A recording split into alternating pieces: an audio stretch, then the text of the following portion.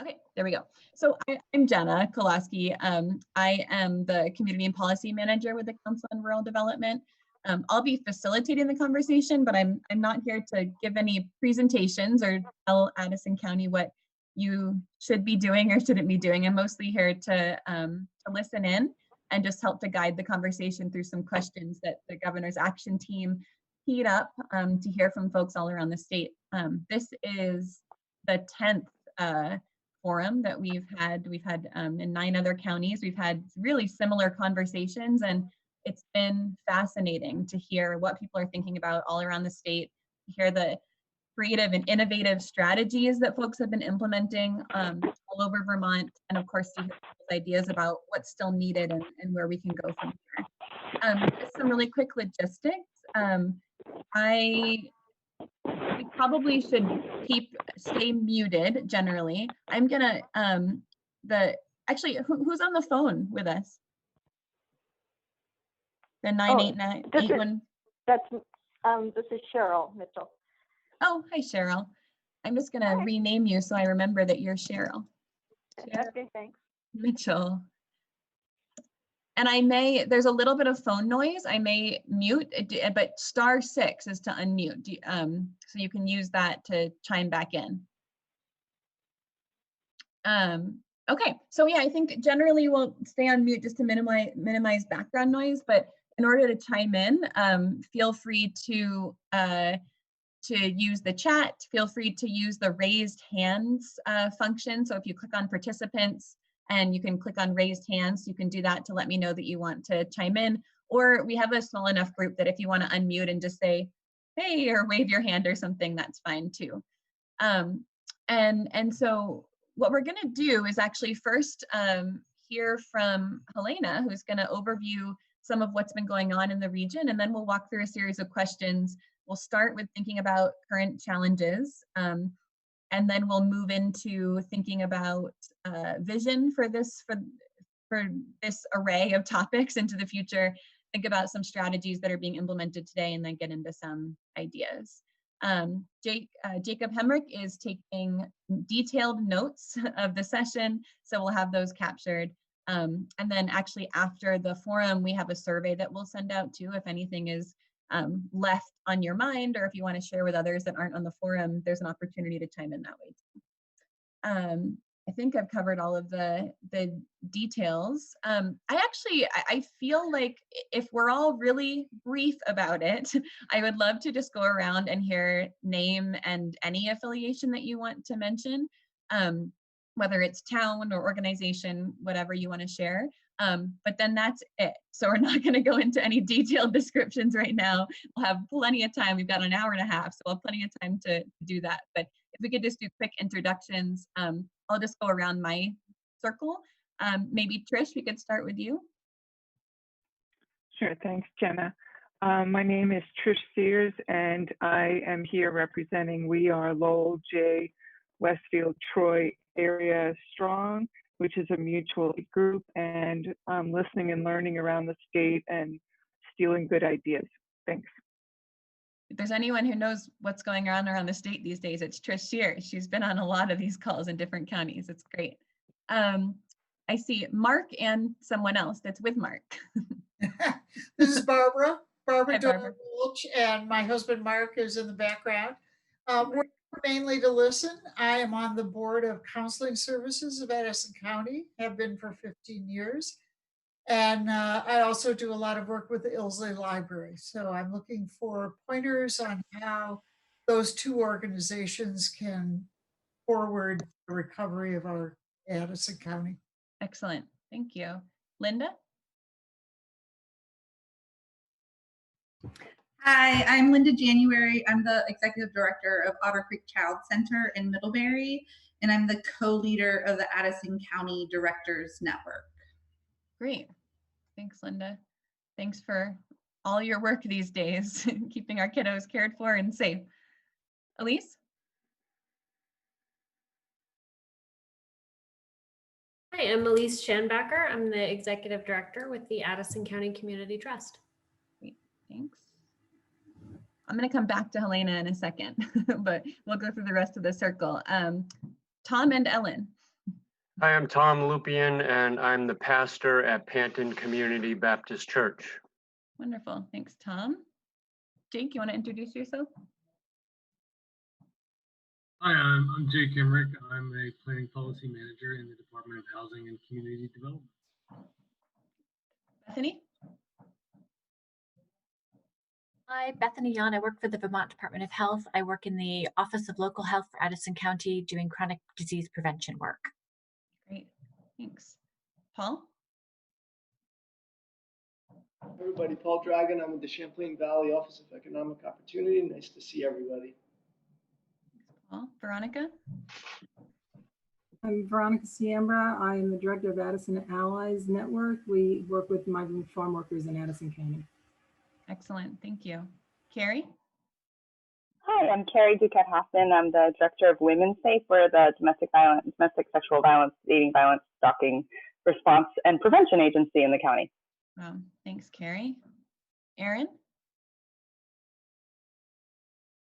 Hi, I'm Erin Roach. I'm mostly here tonight because I live in Addison County, but I also work for Let's Grow Kids, so I have a fondness for this subject. Great, and who's behind you there? Nick, also in Virgins, here to listen, and I'm also on the school board, so figuring out what kiddos are doing is good. Great, thanks. Ruth? I'm Ruth Hardy. I'm the Addison County Senate District State Senator, and I am excited to see so many of you actually in person, sort of. I serve on the Education Committee and the Agriculture Committees, so I've done a lot of work with our education and ag response to COVID, so I'm excited to hear what you all have to say. Great, thanks, Ruth. And I'm in Huntington, so also my senator, our little tag. Huntington and Buell score in all of Addison County. Jilly, are you there? Yes, hi, sorry, my video is not the best. My name is Jilly Dos Santos. I am an AmeriCorps Vista working with the Center for Community Engagement at Middlebury College, and I advise youth and mentoring programs that students volunteer with. Wonderful, thank you. And Cheryl, remember it's *6 to unmute. And actually I can do it for you. Maybe I can't. Cheryl, are you there?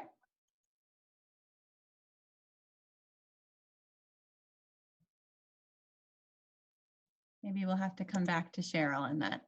Well, why don't I, oh, there she is. I can try this. I'm You're Cheryl here. Mitchell.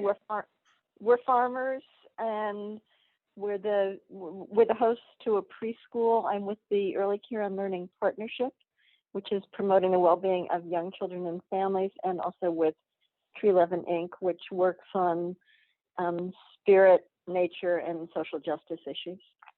Wonderful. Thank you, Cheryl.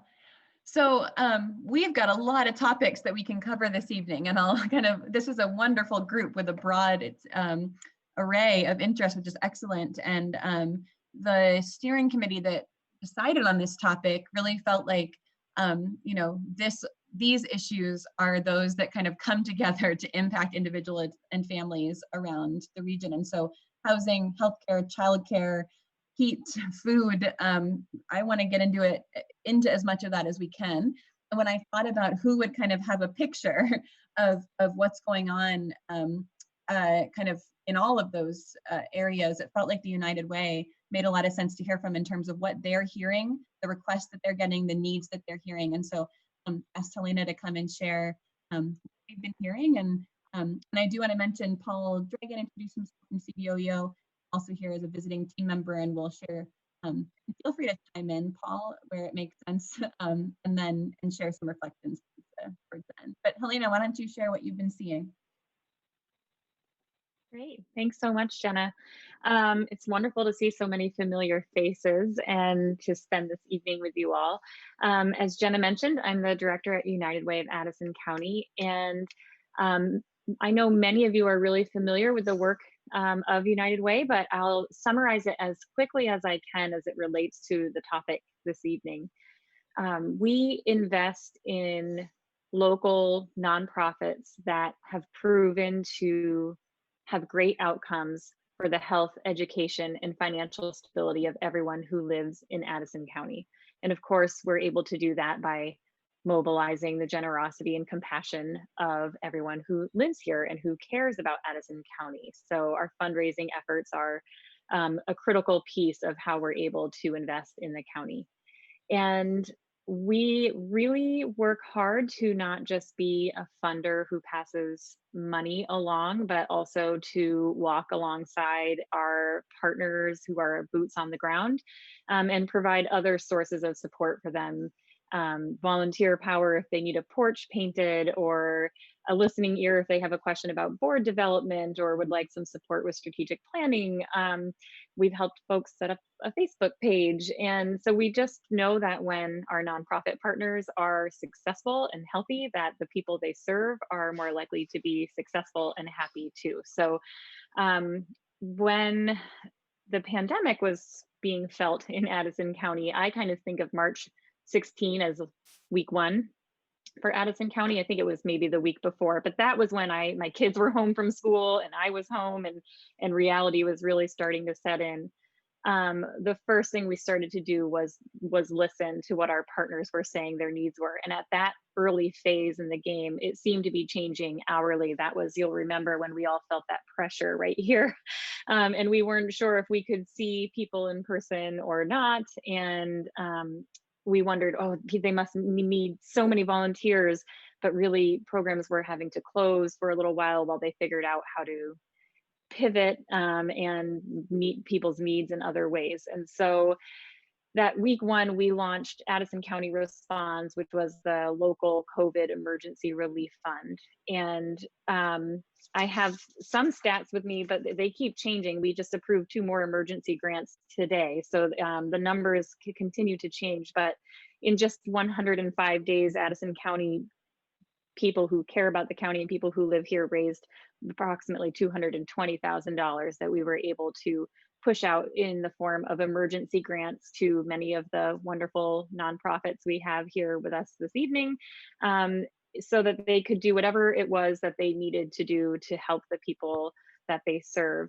And we also did something that United Ways don't usually do, which was we started making funds available for individuals who were experiencing pandemic-related crises. And we did that at that time through our program called United at Work, which unfortunately no longer exists, but we were able to find a wonderful way to get funding directly into the hands of people who were experiencing job loss and hunger, and car repairs was a really big thing that they needed to get done in order to be able to get to work to keep their job.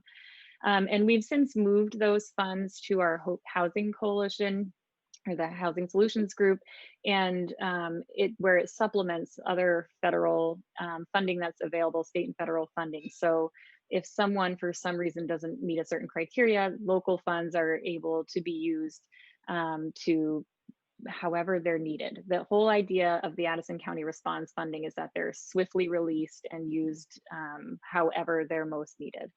So in terms of what we're seeing for needs, it has changed, as you might imagine, as we've moved along the last 5 months.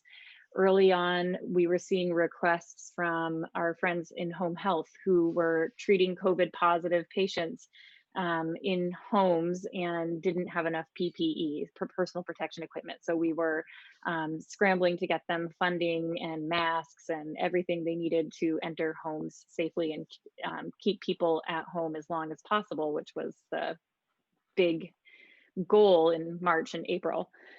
And then we started to see the number of people who were housing insecure coming into the county, and Charter House and John Graham were starting to feed and care for many, many more people than they had been. And so we made an early investment there with our shelters and helping them get folks food, and they also needed PPE for their staff.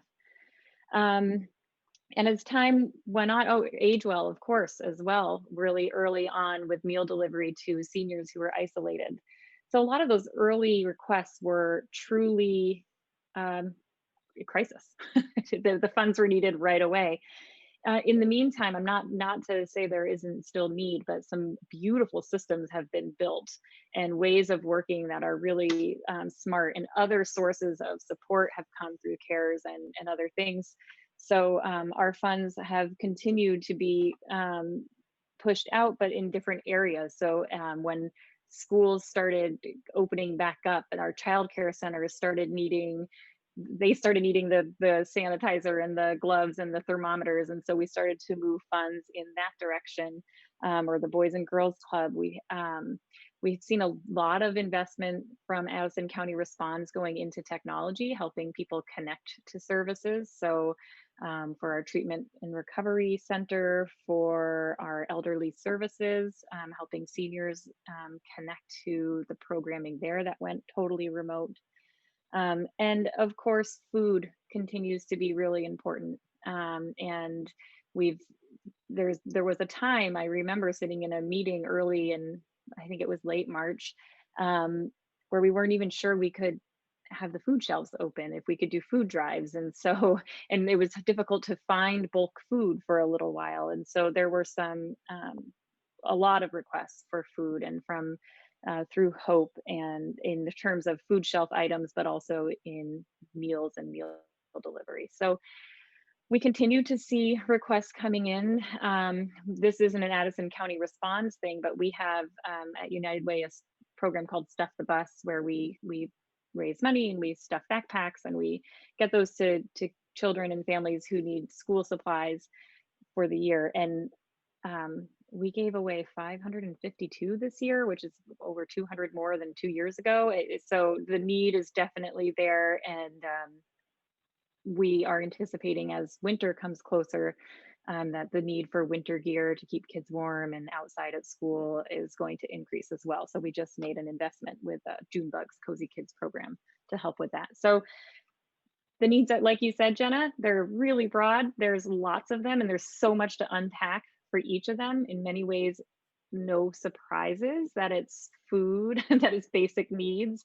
When for the funds that we've dispersed for individuals, housing is the big, I have this little pie chart here, that's the big part of the pie chart, and auto related things so folks can get to work, and utilities and food and the basic needs. So I hope that helps set the stage a little bit. I'm happy to put a link in the chat box when I'm done talking to where all that data lives on our websites, if folks are interested in checking that out. But do keep in mind, it's not fully up to date because we literally just released more funds today. So, but we'll get it there. I think that would be great to have the link, Plana, and I appreciate you sharing that. It's interesting to hear how it shifted over time. And I think, it could shift again as we head into the fall and winter, and needs will start to change, I'm sure. So we can get into that a little bit. So let's go ahead and open it up for conversation. I hate to start at kind of a low point, I guess, but I think it's sometimes easiest to start with reflecting on the challenges. When you think about food, childcare, housing, heat, this whole array of things that our community members need to thrive and survive. What are the challenges today in terms of meeting those needs, in terms of accessing what folks need? Does anyone want to start with a challenge? And again, feel free to do the raised hands, feel free to wave at me, unmute and go for it, whatever works best for you.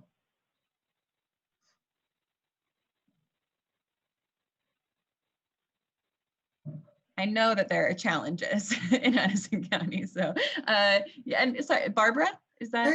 I just have a question. Yeah, thank you, Barbara, not Mark. Yeah. My question is kind of a broad question, but I worry that the people in need don't know where to look, don't know where to ask, don't know how to raise their hand, to find what they need. What are the mechanisms that are available for people who are in need of, winter coats or food or housing or whatever? How do we connect them to the sources that would help them? Well, rather than kind of brainstorm answers to that, because I kind of want to get into answers later, I guess I'll just ask your first question, which is, does it feel like people are having a hard time finding? Are other people seeing that people have a hard time accessing the things that they need? I would say when we were closed, so most child cares in Addison County were completely closed from the middle of March to June 1st. And some are just now starting to reopen with the new school year. And I would say when we were closed, we checked on families a lot and made sure that they were accessing, that they had everything they needed, and we were putting them, connecting them to the resources that they needed. And I would say for some of them, if they didn't have us checking in regularly on them, they would have struggled to connect to those resources. But I do think that the childcare system and the school system does a great job of pushing information out, even when we're not together, getting that information and pushing it out to families in several different formats.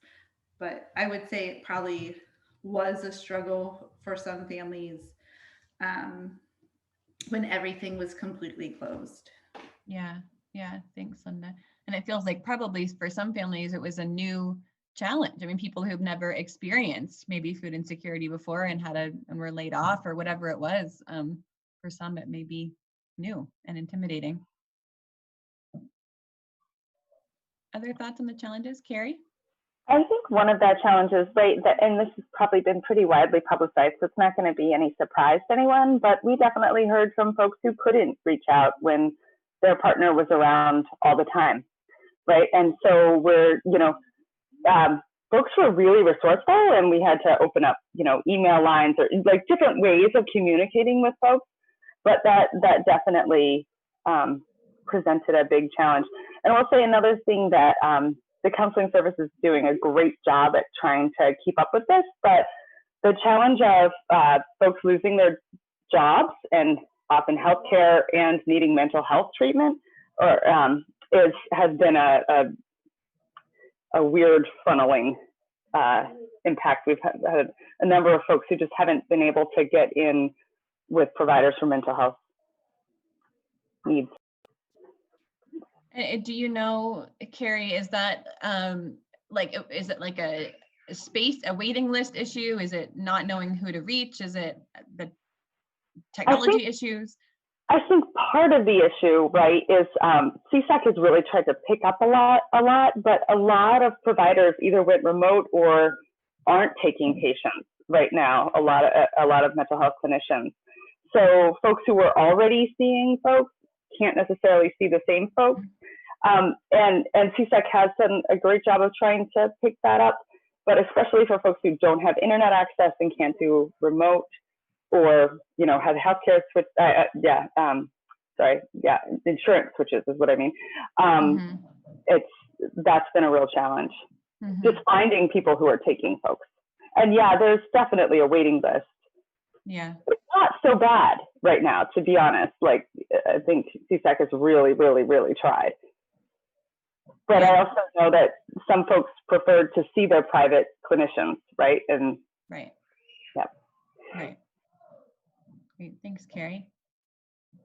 Other challenges that people want to share? I was just going to offer that since I'm not a service provider, I don't really know the really specific needs, but one thing that seems to cut across just about everybody is the lack of predictability. Yeah. Like, we can solve a lot of things. We can, if we don't have enough money to buy groceries, we can figure out where to get food, but it changes day to day. And it seems like for 6 months, it's just been a moving target. And and even for, for average ordinary folks with kids going to school or going to childcare, not knowing day to day, are they going to be able to go to childcare? Do they have a stuffy nose? Do they have a fever? Is it going to close tomorrow?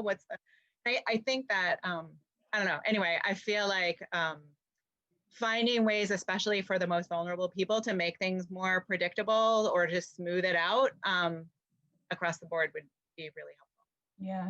Yeah. Thanks, Erin.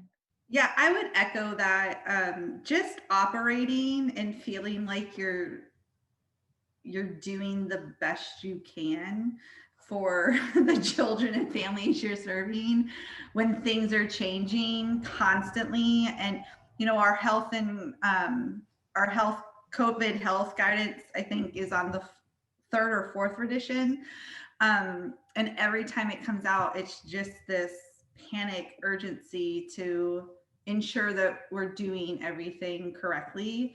And it usually comes at a cost.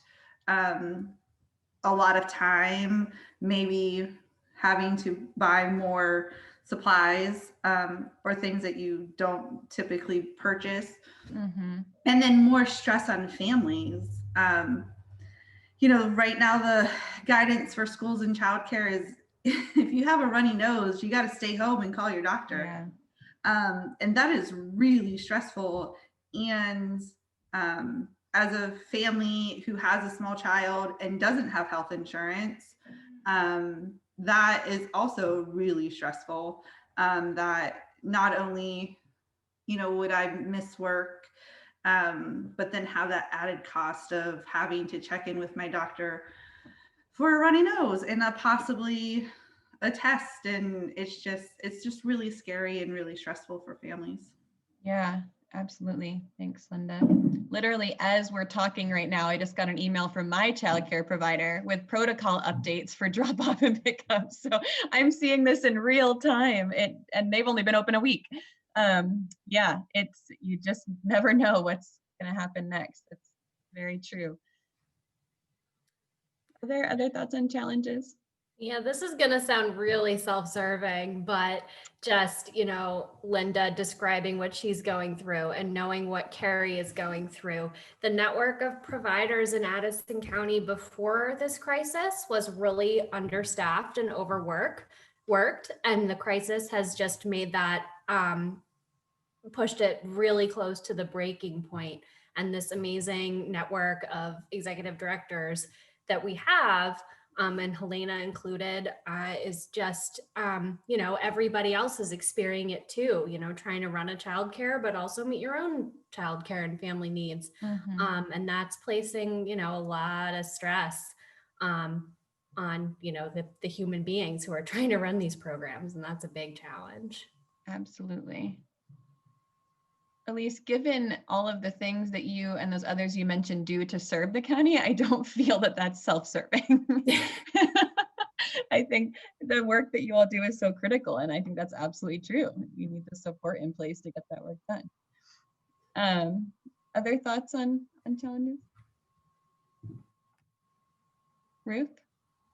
Yeah, I just wanted to, an observation at the very beginning of this crisis, nobody had information about what was going on. And I tried really hard to provide a lot of information to my constituents about what was going on and where they could get services.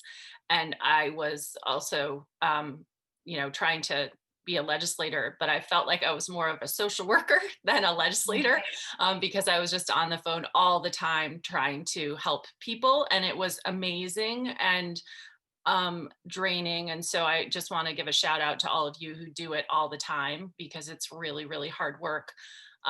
My observation is that it has actually changed quite a bit since the beginning, and that the information is much, thanks, Elise. The information is much, much more available, and people, even though Linda's absolutely right, the protocols change constantly and it's still really a moving target, people are getting better at it. And I'm just really, really proud of our county and how we've really come together to support each other and work together. I think, yes, we were understaffed beforehand, but we are also, I can tell you, and you probably know this from working in other counties, we are one of the counties that actually has like the most well-coordinated care and network and services and work together as a team. So I'm super proud to to represent this county and to work with all of you, because I think we came together much faster than other parts of the state. And it's because of many people on this call and others. And I think that I've seen just incredible resilience among people. You know, I've gotten so many different kinds of questions, but people are really working to just get it and do the right thing and work together. So I feel like this 6 months has been like 6 years, but it also, I'm just really amazed at what people have been able to do in our county, and also what we've been able to do in our state to combat this in a way that nobody else has. Yeah. So just gratitude to all of you who've been working on the front lines. And you know, please, if people need help accessing state services, that's my forte. I'm pretty darn good at it right now. So I see a couple of you that just this week I talked to about things. So you know, please send people my way if they need help accessing state services, and I send them your way if they need help accessing local services. So great. Well, and that could be a really good segue into kind of thinking about what is working in the county now, although I want to make sure I'm not missing anyone. I don't know, Veronica, Bethany, Tom, others, if you had any other challenges that you're seeing in your particular area of work before we move on. Yeah, I can just briefly say, I think, you know, it's been covered with what other folks have said. So on the bright side, there's such fabulous collaboration in Addison County. And so groups that were very quick and nimble to then communicate out what was happening. So when I think about food security issues and the Hunger Council and groups that were meeting to address those situations, I think what the challenge is that everything did keep changing. I was like, oh, this new program that's come down from either the federal government or state, and who's running it and how does it work? So that was very confusing because it was constantly a moving target. So you thought you had certain programs figured out and then things would change again. But thankfully, folks were really on top of it and meeting on a weekly basis to be able to then get that word out to folks who needed it. Great, thanks. Tom, you had a hand up? Yeah, one of the challenges I noticed in my congregation early on was isolation for people who lived alone, single moms, that kind of thing. Not necessarily at the start, but as it dragged on. So just keeping in contact with people, encouraging my congregants to check up on their neighbors, that kind of thing, and continually making phone calls. There weren't many physical needs such as, you know, food or housing and all that, but it was the isolation aspect. And I think we've gotten a handle on that now, but it was a challenge at the start. Yeah, absolutely. Veronica? I just wanted to add, like with the migrant workers, I think this whole thing has kind of underscored just how they're here, but they're kind of not here to me. And just, you know, we at the beginning of this raised money to help people who became unemployed, or migrant workers who became unemployed or sick due to COVID.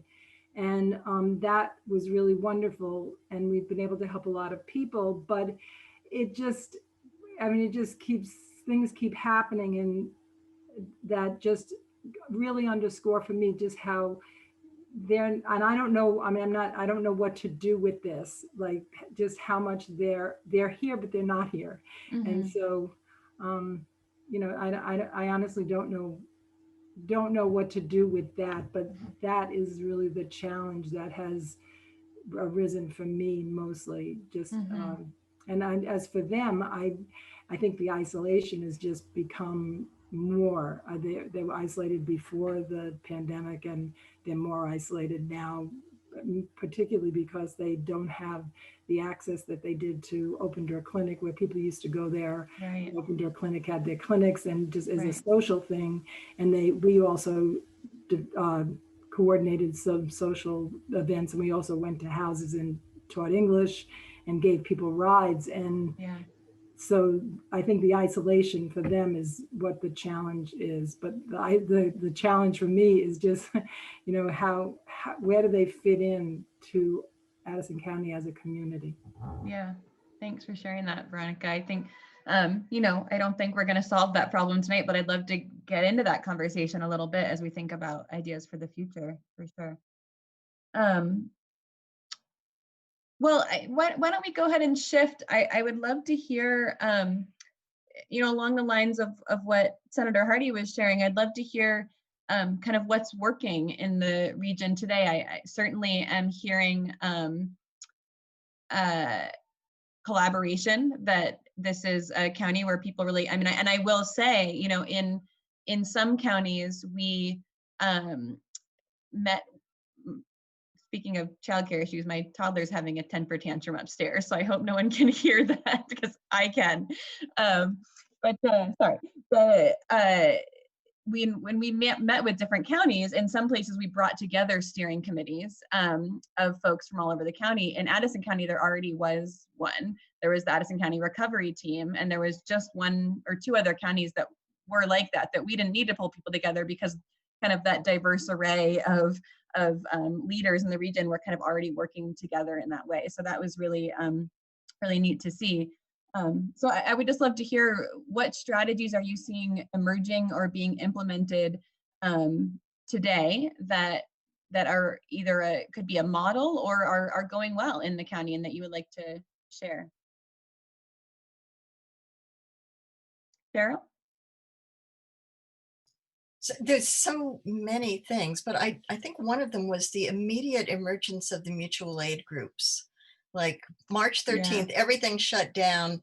And by that Sunday, Front Porch Forum was filled with people saying, if you need help, we're figuring out ways to help you. And so being able to capture that, not capture that, but I think it's still there, you know, and I think within a week, the schools had said, if you need food, if your kids need food, birth to 18, we're going to, you know, basically put the icebox at the bottom of your driveway and there's going to be food in it.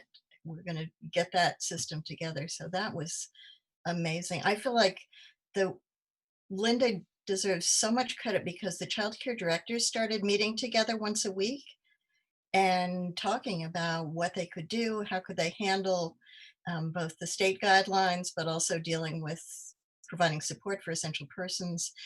And that was a support group of itself. So I think we've seen a springing up of sort of peer support groups that have been very powerful for people.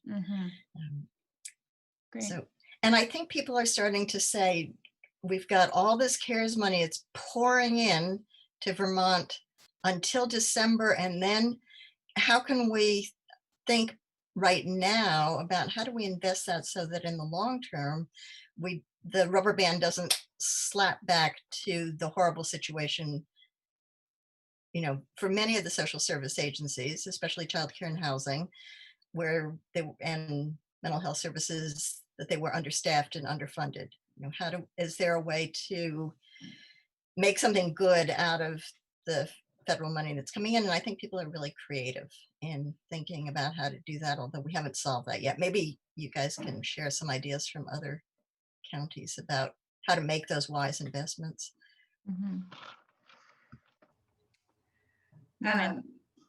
We've had a huge mask making effort, and United Way is a huge player in that.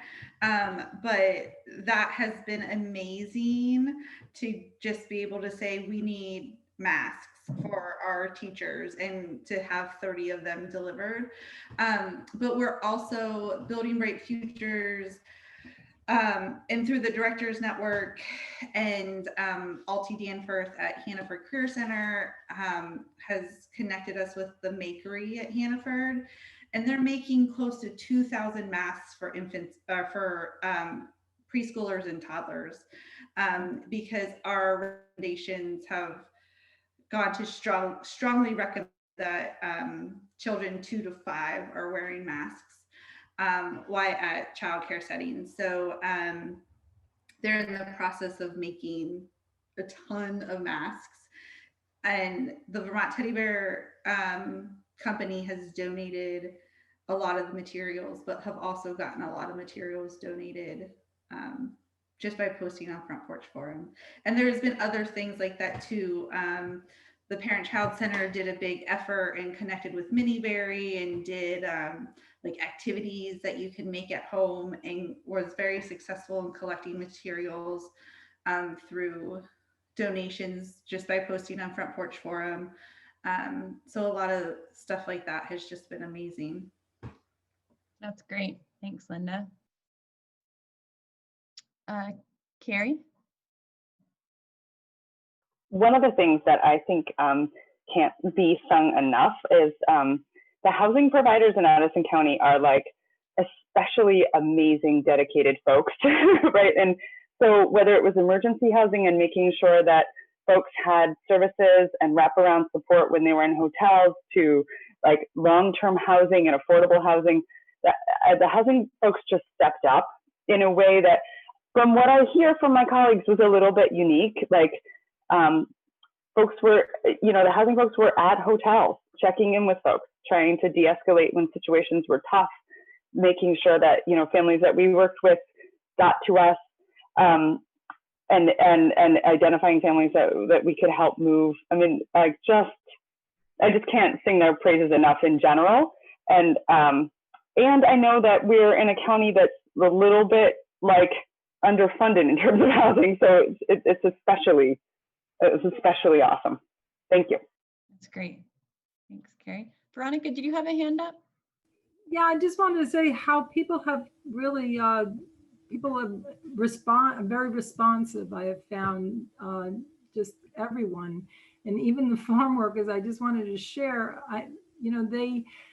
because our volunteers are mostly senior citizens who are afraid to get in a car with somebody else right now. And one of the main things we did was give people rides to medical appointments. So we also help people get driver privilege cards. And so I talked to everyone who I knew and who was still here in the state, who we help get driver privilege cards for, and asked them if they would be willing to provide rides to other farm workers, because because our volunteers can't do it right now. And I got 12 people or 13 people who are now on a list. So I got a kitchen magnet made up with everybody all the farm workers who will provide rides to other farm workers for medical appointments, and distributed that through Open Door Clinic. So I just think even the farm workers, people are stepping up in amazing ways, I think. And I think it just takes asking. And that's one thing that I realized through all this, that, if we can tap into the farm workers too, to help their community. And so that was really great. And just working with Open Door Clinic has been really fantastic. And with United Way, just very supportive. And so I just think people have really come together, and people always answer the ads that I put on looking for stuff on the Porch Forum. And so, I think that people have really come together. That's what I think is working. So that's a great story. Thanks, Veronica. Any other strategies or success stories that folks want to share? Helena?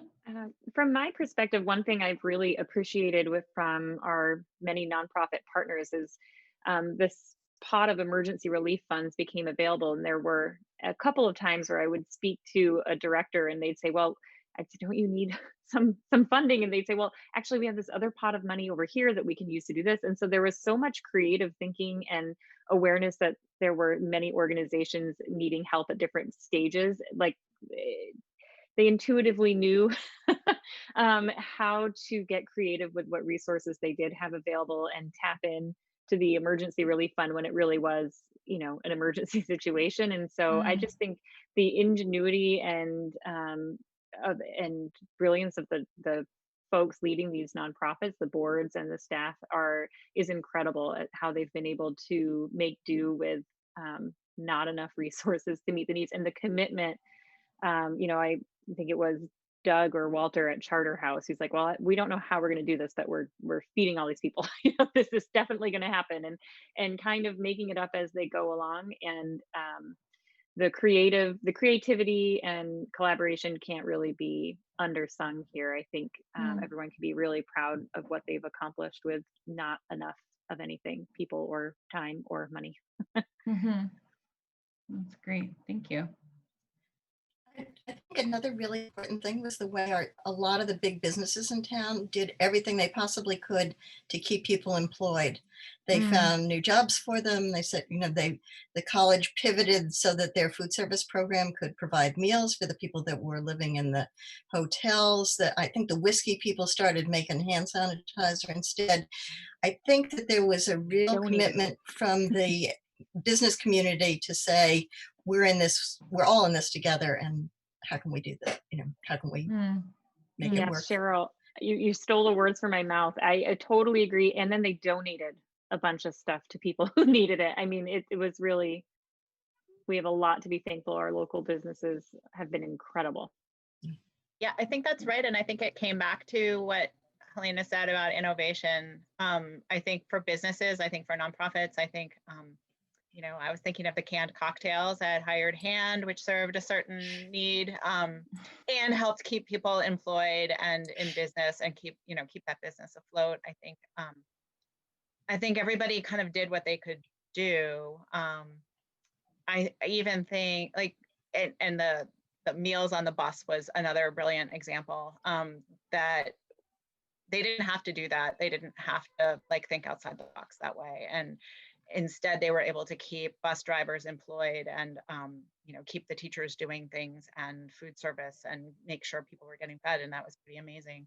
I'll also I'm on the board of the Bixby here, and they started doing curbside delivery of books, which was, I don't know, it's kind of a treat to be able to check books out of the library, and they are also loaning out laptops and things like that. And I think that's just another way that everybody in the community is stepping up to do the little thing that they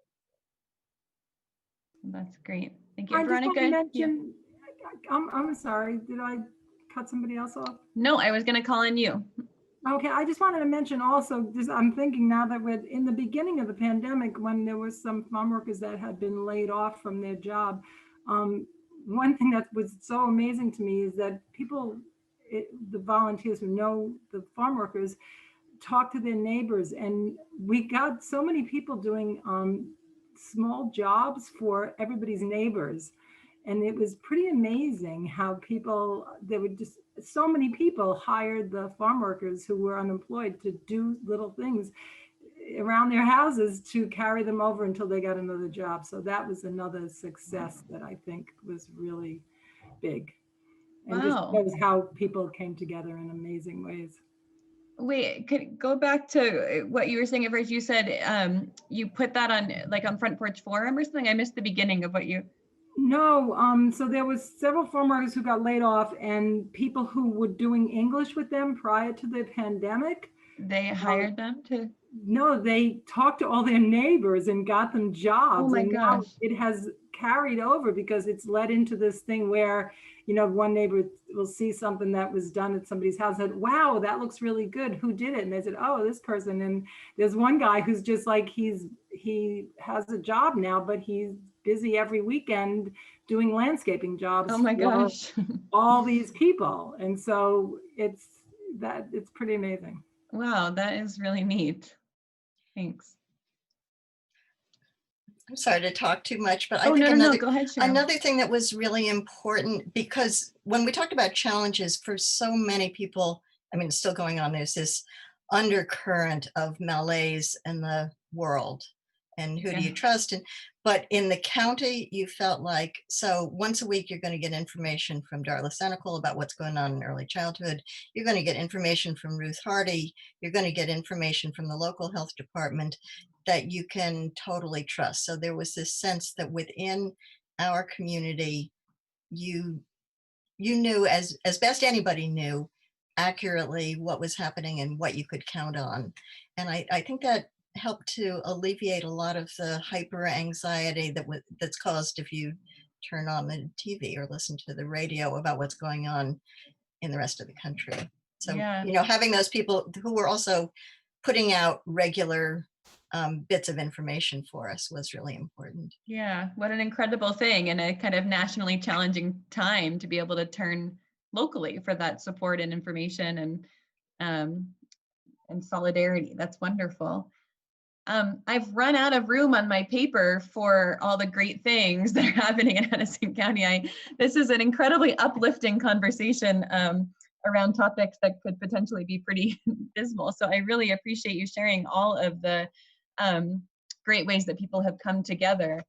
I'm curious to hear, and this is going to go from practical to maybe a little bit bigger picture, but when you think about the future of your county and kind of, I think it was Cheryl that was saying, how can we take what we're learning now and take the investment now and then think about how we do things differently in the future. I'm curious, and not to, I don't want to just yet get into kind of strategy, but just right now, like if you could have anything you wanted in terms of meeting the needs of people in your community, what would you like to see? What would your vision be?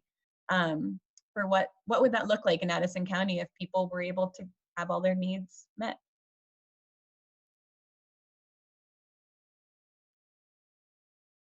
Elise? I mean, I've already responded to this survey and I'm always willing to pipe in with a self-serving comment, apparently. But please do. We have got to use this crisis to make childcare universal, affordable, and high quality. Like, that to me is just. I was sure you were going to say something about housing, Elise. I know, you think, right? But also, I agree. Everybody deserves a home. Like, can't we give everybody a home? That yes. But yes, yeah. I think a lot of people are coming around to that idea as well around childcare and the need. Bethany? And so I would echo that around food, since we are always concerned during the summer about how we're going to have kids fed when they're out of school, because the summer meals programs are really on the cusp of expiring in terms of eligibility in Addison County. And so this summer, with the relaxed rules from USDA, that we were able to go with the universal meals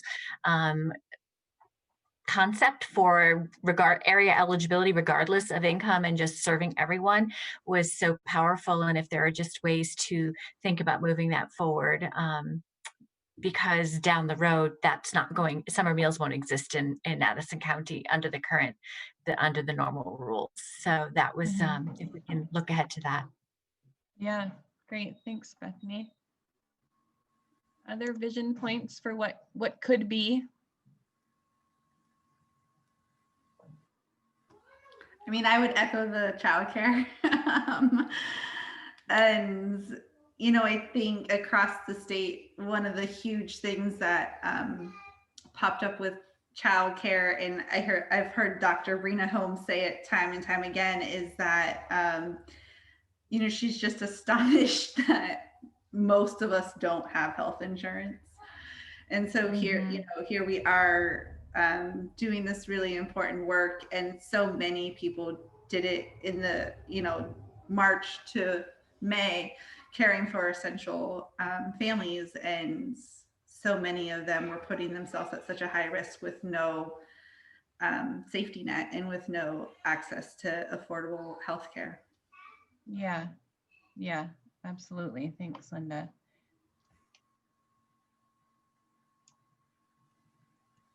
Other thoughts on points of vision? I know I put this, sorry, go ahead. No, go ahead. Carrie, go ahead, and then Erin next. Okay. I know I put this in the chat, but I just, safe and stable housing is such a safety factor for families, and the more we can, and individuals, and the more we can address, especially individuals' needs in Addison County, that's like the larger need that we have right now, is housing for individuals. The more we can start to really see a healthier community. Yeah, thanks, Carrie. Erin? Yeah, so working for Let's Grow Kids, I'd be in trouble if I didn't also say we need universal childcare. So thank you, everyone who already said it. I also wanted to say, though, I feel like we should find a way to continue, like we keep talking about getting back to normal. And I think that's with some of the innovations we've talked about have been wonderful. And and so I just hope that we don't focus too much on, well, let's just get back to normal the way we used to do things and lose the sort of some of the beautiful innovations that have come. Jenna, did I hear get back to better from you? I heard somebody use that. I don't know. I think it was on a VCDA meeting though. Maybe it was Chip Sawyer, I think. Probably. Yeah, I like that. Get back to better. But I can chime in. There are actually groups that are already having those conversations locally. So looking ahead to as we emerge in 2021, what do we envision it's going to look like? And that it's not going to be same old, but whatever this new normal or back to better may be. So that thinking is beginning to happen as we're weathering this storm. Mm-hmm. Ruth? Yeah, I just want to say we also tried really hard to have these conversations at the legislative level in the state legislature, and how do we invest the $1.25 billion that our state got in a way that it is able to respond immediately to the crisis at hand, but also have longer term effects. So, you know, time will only tell if how successful we were at the longer term. But for those of you who are in service fields, there is still funding available in many of the areas. And if you haven't gotten any and need to, please reach out to me, because we need to spend all that money by December 30th. And especially in the area of housing, we have really tried to invest it in areas and ways that will be long-term. Unfortunately, I'm not sure how much Addison County has gotten, but in the state, that's been and also in childcare, we have tried to do, some investments in childcare and healthcare and sort of and broadband that hasn't been mentioned yet. And I got this really, Jenna, wonderful story from Huntington, actually, about this entire neighborhood that band together and applied for one of the Coronavirus Relief Fund grants in order to extend broadband to their neighborhood. And they had to apply individually, but they banded together and 12 households applied for their entire road. So essentially they'll be able to hopefully get funding to bring internet access to their entire neighborhood. And it was really amazing to hear this sort of collaborative effort of just individuals on a street saying, hey, we all need better internet. Let's do this together. Wow, I wonder what street that is. We don't have very many streets in Huntington. It was 9 households. They reached out to me to sort of talk to the public service department to make sure that their grant got looked at. That's really cool. And so it was a really great thing. And so there are a lot of stories about that kind of, communities working together about getting access to these funds. And in agriculture, we also have tried to look forward. And Bethany, I was really happy that you brought up the universal meals. We lobbied the feds really hard to make sure that we got that waiver so that we'd have universal meals during this school year as well. And I think that there's momentum to continue that on the state level if possible. We're going to have an incredibly difficult budget session next year. It's going to be really, really, really brutal. But for whatever we can, I think that we've seen the benefits of universal meals, and I think that's really important. Yeah. The other thing I wanted to mention, in addition to broadband, which hadn't been mentioned yet, is the opioid crisis. I don't know how many of you saw the article in 7 Days this week about how opioid deaths have spiked in 2020. They were down in 2019 for the first time in years, and now they're back way up, including 2 deaths in Addison County. And I think the isolation that Tom was mentioning has been a huge factor in that. So just for everybody who's involved in service to our community, just doubling down on efforts to really get back to what we need to be doing for the opioid crisis. More people have died from opioid overdoses than from the coronavirus in our state this year. So. Wow, I hadn't heard that number. That's fascinating. Well, let's shift for the next 15 minutes. I'd love to kind of stay with this idea, with ideas. I jotted down, between what Bethany said and what Senator just mentioned, I've jotted down, universal meals for the school year.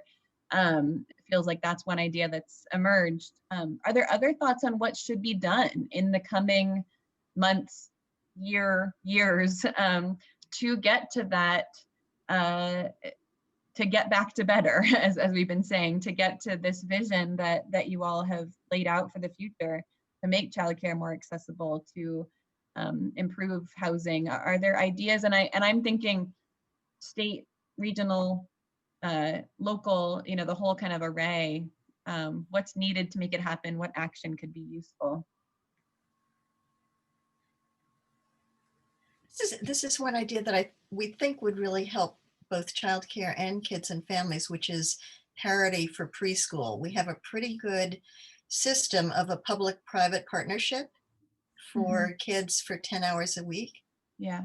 But once you're 6, you get almost 30 hours a week of education, and it's free. It's a free and appropriate education. So and what works for families seems to be having their preschool experience in a child care program that can also address their needs for working, might be going during the summer. But the concept of parity where the teachers are paid the same, we think that if teachers in the early care field were paid the same as teachers of older kids, which by all the research they should be, because those are the really critical years. So that concept of parity for preschool, I think, and keeping sort of building on the system that's already in place that's working really well, it might be something easy, and it might help because that would free up family money to pay for the summers or the extended hours or whatever that they need. Yeah, that's great. Thanks, Cheryl. Elise? Yeah, just to piggyback on that, Cheryl knows way more about this than I do, but, just really, struck by everything that Linda has said in particular too. And just, we know that there's a market failure here, right? We can't afford to pay for childcare on an individual basis what it actually costs to run a program and provide the people who are caring for our kids with the health care, let alone the living they deserve.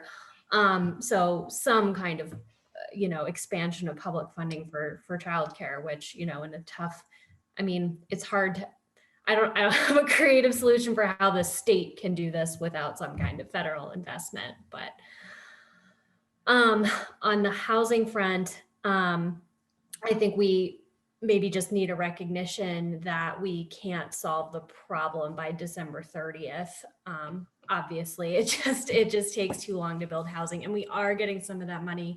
We're moving 3 zero energy modular homes into our mobile home park in Bristol. The shelter is going to provide the services. And we are also, if folks know that the Waybird Street apartments on Jane Court are up for sale. We're trying to kind of make an acquisition of that through Evernorth, formerly Housing Vermont, so that we can keep those units permanently affordable and currently holding units open to be able to house people who are currently living in motels due to COVID. So that stuff is great and it is working. That's 7 units, and we have just a motel population of 40 or 50 folks, let alone everybody else who's underhoused or living outside. So I think we should, I think that should probably outweigh our bond rating. If you want my political opinion, it's not like there's a interest rates are super high or anything right now. So, but thanks, Elise. Other ideas or what needs to be done? And just to provide some context, certainly, ideas for the sake of discussion and kind of bringing it to folks in the region, but, we'll be compiling these notes to share with the governor and to share with the legislature and kind of compiling what we're hearing across the counties. And so certainly open to, a couple that we've discussed, to ideas kind of at the state level as well, and what you would need in Addison County to continue to do some of the work that you're describing. Sorry, I still have my mic off. You might as well keep going. This is kind of in between an idea and like a promising practice, just something I want to highlight. And there were so many other great things going on that were getting shared during that time frame. But one thing I've noticed, so Addison County has always had really awesome collaboration at the field level. And this, at least from where I sit, the crisis has really ramped up the collaboration at the leadership level too, in terms of the partnership that we're doing with Women's Safe right now. The new building that just went up in Virgins, we're working to put people who are fleeing domestic violence in some of those homes. All the partnership that we're doing with the shelter right now. The housing continuum is now coming to the table every week instead of every month. So I think that's something really promising that's going on at the local level that we can build on, and is going to be critical. And we just have to, you know, advocate for ourselves and the resources that we need to not go back to the, you know, we have to put out the nearest fire instead of really pushing to make the time for this kind of collaboration, because we all have all that money that's coming out through the state is great. It's all still pretty stovepiped. So we have to be able to partner so that Carrie can get her resources and we can, for the services, and then we can pair them with the bricks and mortar resources that we can get from the state. And so making all of that work, just continuing to do that, I think we're going in the right direction. That's great. Thanks, Lee. It's certainly a theme I've heard across county is these kind of new and important partnerships and collaborations that have come up, and that desire to kind of continue at that level. That's great. I'm looking at Veronica and thinking there's a driver's privilege card so that migrant workers can drive. Couldn't there just be a Vermont citizens card so that people who have been here working would not be hassled by ICE, would be able to access our regular healthcare system? It just seems like they've been listed as essential persons, and yet it's still this whole separate world. And it would be wonderful to recognize them as they're our friends, they're our neighbors, they're helping to move this economy, and there ought to be some card that keeps them safe, I guess is what I'm saying. Yeah, Veronica, I'd love your thoughts on that, but also other needs that you're seeing in that community that could be addressed. The needs are endless. I know. Yeah. I think. Can I ask a quick question?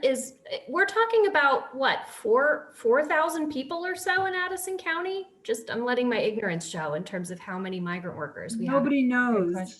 But it's a lot of people that we're talking about. Not 4,000. It's under 750. Oh, okay.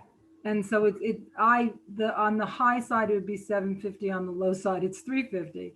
Nobody really knows. I mean, I've just gone through all the farms, and there's at least one migrant worker for every 50 cows. And so if you add up the cows. Okay. Gosh.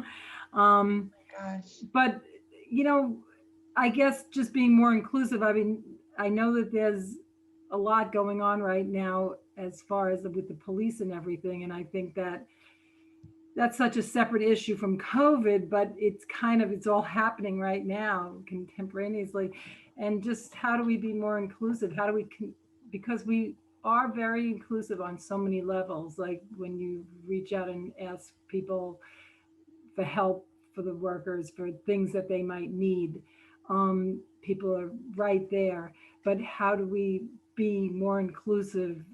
Like what Cheryl was saying, you know, instead of them having a different kind of a card that shows that they are undocumented, how do we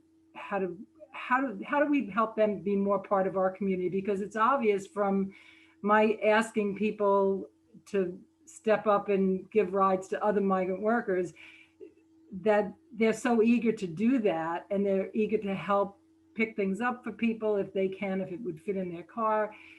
Now that our volunteers are not as active, but how do we pull them in? How do we not just be an inclusive community by us giving to them, but by asking them to also be part of the community and give to the community. Because I think that just knowing the workers who I know, I think they would really like to be able to do that. And I think that they're kind of alone. It's their relationship with the farmer. We've got this like really weird setup. The way it is like the farmers never talk about the workers, or that, they don't acknowledge that they have these workers, but yet they're there and they're in our community. And the farmers are kind of like with the housing is terrible for the workers, but how do you reach the farmers if they don't want to be reached? And so like, how do we be more inclusive with this in our community, just generally? Thanks, Veronica. Ruth? Yeah, I just wanted to add,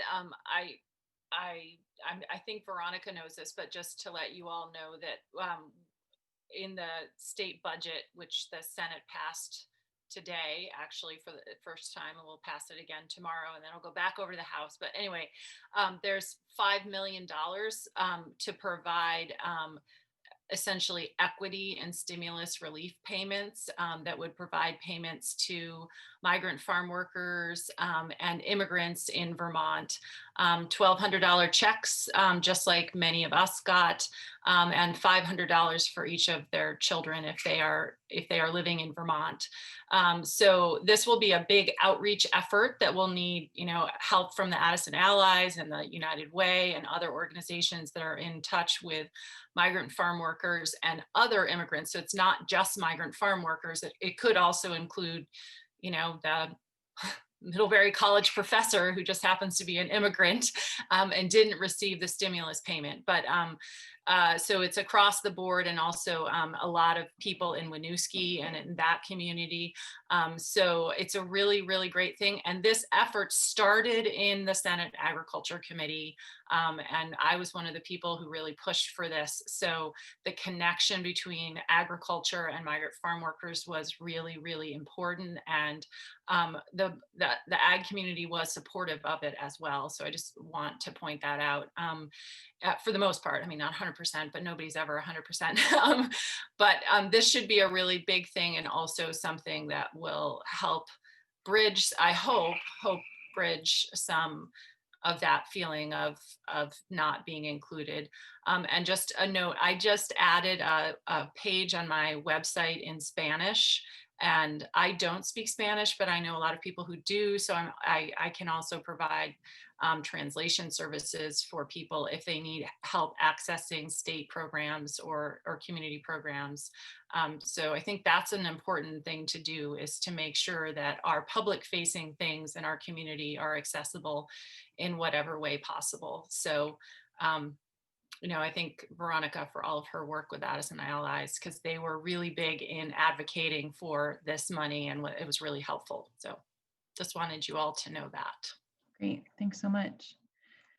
Well, Julie, you have your hand up, and I'm going to give you the last word on these ideas, and then we're going to hear from our visiting team. All right, my first word is the last word. I just wanted to sort of piggyback on what Ruth was saying in terms of translation services. So one of the organizations I advise with the college it's called Juntos, and it does volunteer work for the migrant Latinx community, and they are actively looking for ways to get involved. I think that I can say that for all of the students on campus, but they in particular are reaching out and trying to find ways specifically for translating resources. So if anyone is interested in that and is interested in partnering with the college, please feel free to reach out to me and I can connect you with that. Or Ruth, or I'm sure Veronica also have resources for that. That sounds like an excellent resource. If you have an email address or somewhere people could find you, if you want to, I don't know, are you able to access the chat? Yes, yeah, I'm putting that in right now. Awesome, that's great, thank you. All right, so in these last just about 10 minutes, I would love to turn to our visiting team and just hear some reflections on the conversation, potentially any resources that have come to mind as we've been chatting. And maybe I'll start with Paul, since we heard from Helena already, and then and then Helena and Jake, if you have things to share as well. So Paul, go ahead. Thank you. Hi, everybody. I mean, I'm not sure I can offer that much more than you have already talked about. It's been a great conversation, and there's been a lot of people are really thinking towards the future, which I think is really important.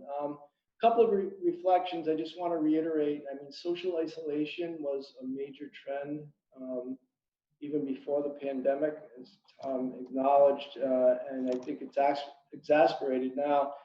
And it coincides with us being the second oldest state in the country. So it's disturbing to think about so many seniors who are socially isolated.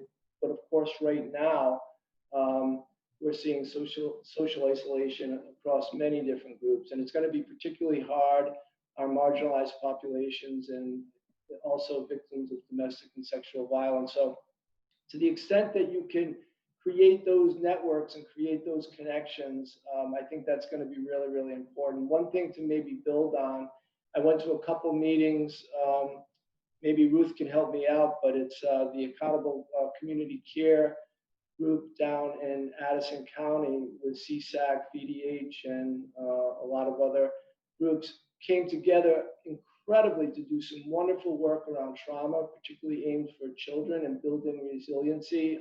I'm okay, I think is the title. So kind of building on that effort, and I thinking of that more broadly for all people, right, in the context of social isolation, and then to double down on that effort for young people, because as you know, this is really a traumatizing time for people, young people particularly. It's so confusing. I have 3 adult kids, and you know, it's confusing for all of us. I do just want to mention, I also didn't hear that much about racial justice, which I think is going to be important. You know, sometimes when I hear from Addison or Franklin or other counties, I hear, well, people of color, there's not that many here. That's not the point. It's going to be critical when you do your work that you bring in a racial equity voice. We just, at CVOEO, and we cover Addison County, it's unfortunately not the strongest program like we have maybe in Chittenden, but we're trying to improve in Addison. But we just hired a director of racial equity, and we're happy to come down with her and to help with some conversations around that. Because as you know, racial inequality, poverty, environmental issues, all these disparities tend to be mutually reinforcing. So you've got to take care of it all at one time.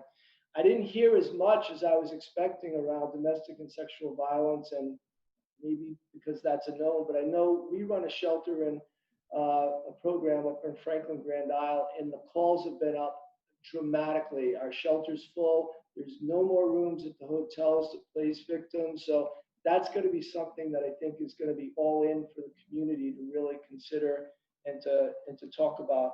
When we're talking about information and access to information, I didn't hear 211 mentioned, which was astounding to me, because that really is the place where the states put a lot of resources in. They're supposed to be they update their web page, call 211. It's meant to be easy. If that's not working to the extent we think it should, we got to revisit that as a state and make it stronger, because that's supposed to be the place. I heard a lot about front porch forum, and that's good. We need different avenues, but 211 is a place where we do make significant investments. Just quickly around housing, and you all kind of said this, we do have a lot of resources right now. I want you to know that CVOEO, we are currently administering the Rapid Rehousing Resolution Funds for people experiencing homelessness. So we have over $1 million for the 4 counties, including Addison. We have only got a handful of applications from Addison so far. So we've got a lot from Chittenden, and it's building in Franklin. That will go through Doug at Charterhouse, because he's your coordinated entry lead for the continuum of care. Get those applications in. It's really, really important. They are the most flexible housing dollars that I have ever seen, and I don't expect them to see them again. They can buy furniture, they can buy transportation. We've resettled people out of state if they had a housing plan. These are really flexible dollars. Go through your continuum care to make it happen. We are also the statewide administrator for what's going to be the CARES rental housing voucher program. We are taking applications now. The money will start going out to landlords October 1st. This again is for people who are experiencing homelessness. There are vouchers that will cover people's rent up to 12 months with an extension. And we're working with housing authorities now. So people who get into that program, which is, you know, rapid rehousing, it's kind of shorter term, 12 months to 18 months, they can then get into permanent housing. We have $4 million for that program. So again, I know housing stock can kind of, you know, create a clog to all this money, but please take advantage of it. It's really important to kind of get that going. Just a couple of other things. Yeah, I mean, universal childcare has really emerged, I think, as being so vitally important. So advocating for that is going to be critical. And I think folks know we had a Blue Ribbon Commission not maybe 4 years ago that really laid out a plan and a vision. And I think it's those things. We don't need to reinvent the wheel. We should be kind of going back to that kind of work and really paying attention to that, so we're not kind of doing things all over again. So yeah, there's a lot happening. I will concur with you all that Addison is so well organized. It really is incredible. You can feel it when you go down there and you talk to the different providers and how the connections are made. And that's going to serve you really, really well. BDH has always been really, really strong in Addison. And BDH, if you want information about the pandemic, you can go to their site, and my gosh, there's so many resources for businesses going back to work, for shelters. It's really incredible the job they've done. So that, you know, that's just been fantastic. And if you're feeling lost at all around the pandemic, go to the BDH. With the BDH website. We also, with food, we've had to pivot with our food shelves. I think that's going to be really important to think about, because there's not going to be a lot more, you know, congregate food settings anymore, at least for a really long time. So our food shelf in Chittenden pivoted, and they've been delivering meals, and we're going to keep going. But we're also thinking of food kiosks and partnering with healthcare organizations and the hospital and the FQHC. It'll be food on demand, and we're thinking of drive-throughs. We want to normalize the food experience. We don't want to continue with these long lines of cars there to pick up boxes. It's not, it's stigmatizing. It's not good for the environment. It's hard for people to get to. It's not how we want food delivery. One thing we were talking about is, if we do want to continue with the food shelf model, and it does seem like an anachronism, you know, considering the pandemic, what could it look like? Could it look like a co-op? Could it look like everybody can go to this place? However, some people get discounted food or food for free, and you can do that with a drive-through, so you can make it so it's not stigmatizing. We've got to rethink the way we do food, because food, as you all said, universal meals is fundamental. And I think we have an archaic system, and we're not going to get EBT cards for everybody, because, you know, but we can rethink the way we deliver food. So that might be an option. Even partnering with you've got a great co-op in Middlebury. Who knows? Maybe they'd want to think about doing something like that. But I just want to say it's been great to listen to you all. Wonderful ideas. The big resources that I think we have at the table for us is that money for housing supports. There's almost $1 million. Take advantage of it. $4 million in rental subsidies for people who need it, who are experiencing homelessness. And then we have a director of racial equity. We'd love to come down there and have some conversations. And keep up your work around that trauma. I was so impressed with the way that community came together, and we need it now more than any time in the past. So thanks. Sorry for talking so much. Great. No, that's great. Thank you, Paul. We've just got a couple of minutes left. Helena, do you have a brief reflection to share? Well, Paul covered everything. I'll end with, I guess, a really warm and fuzzy thing that has gotten me through some of the darker periods, and it's really specific to my experience in being in the little city of Virgins. And that was that we had those bang and clang parades that made the news, and but I feel like that was a specific thing, and but lots of bang and clangs were happening all over in lots of unique ways throughout the county. But someone shared on Facebook that their son was asked by their art teacher to draw what the pandemic meant to them and kind of what they were feeling. And this little boy drew a street full of smiling people on their porches with musical notes and cars and rainbows and sunshine. And I thought that was such a gift to, some of these kind of sillier things we did to get our set through this time. And libraries handing books out and kits going through the Parent-Child Center and all those wonderful neighbor-to-neighbor things through mutual aid, small and so important. And that little drawing, if you could auction that, I will buy it and frame it. That is such a wonderful, if that's how this child experienced the pandemic, then Addison County is really doing something wonderful. So I'll just end with that kind of warm and fuzzy. That's wonderful. Thanks so much. We should head back to the main forum. Jake, I hate to, unless you have a 30-second reflection that you want to share. I can do 30 seconds. Okay. And just really impressed by this group and how much collaboration is happening. And the one thing that really stood out to me from this conversation is what do we want to keep as we get back to normal, and taking time to pause and really think about that. I went back to the office for the first time today since March, and it's just incredible to think about how the 6th floor of National Life is completely empty and everything's operational. So, and your work is so different than mine on the front lines, but I think that's a great question for all of us. And so keep it up. Great. Thanks so much. All right, everyone, it's time to head back to the closing session. I was so busy listening to all of you that I did not plug in the link to the closing session. So let me just grab that. But what you're going to do is leave this breakout and then head over to the same link as the opening, but I've also pasted it into the chat right there. So you can pull that link and we'll see you back there in a moment. Thanks so much, everyone.